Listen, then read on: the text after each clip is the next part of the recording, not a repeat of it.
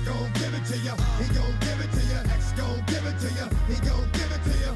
Earl Simmons, best known as DMX, was a Grammy-nominated rapper.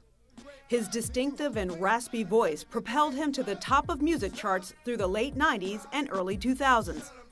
He was a leader of the popular group, the Rough Riders, known for their affinity of motorcycles, music, and dogs. Stop, drop, shut 'em down, open up shop.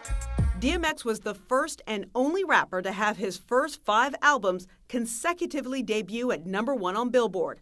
But his successful music career was riddled with arrests and drug abuse, stemming from what he says was a childhood of abuse and betrayal. Born in Mount Vernon, New York in 1970, DMX and his family moved to Yonkers for more affordable housing when he was a child. Trouble started early. He spent much of his youth in and out of group homes and juvenile centers, he wrote in an autobiography published in 2002.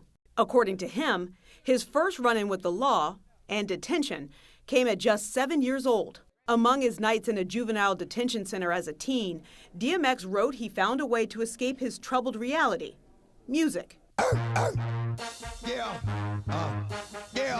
In 1998, when the music world was still reeling from the death of 2 hip-hop greats, Tupac and Biggie, DMX blazed the scene, taking the reins as a hit-making MC. His first record, Get At Me Dog, was certified gold. His first album debuted at #1 on the Billboard Albums chart, selling 250,000 records in its first week. He even starred in blockbuster movies. While his acting and music earned him fame, DMX kept it real with fans about what his life was really like. A Christian, he often prayed before and during performances, in interviews, and on Instagram Live. He was vocal about his rough upbringing in his music and in interviews.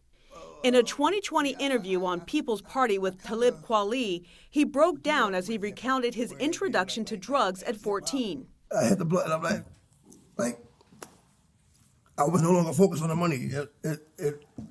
I never felt like this. I later found out that he laced the blood with crack. Why would you do that to a child? Never giving up hope, DMX wanted to be a better man. He sat down with GQ magazine in 2019, where he opened up about overcoming the abuse he suffered as a child. He entered into rehab, even sat down with Iyanla Vanzant. Do you have a drug problem now? I will always have a drug problem. Tell me about that. Just because you stop getting high doesn't mean that you don't have the problem, because it's a constant fight every day. But the controversial interview left DMX storming off set in a rage after being confronted about his drug abuse. While his story was troubled, he remained a man of faith, never giving up his quest to become better. Yo, I'm slipping, I'm falling, I can't get up. Yo, I'm slipping, I'm falling, I can't get up. Yo, I'm slipping,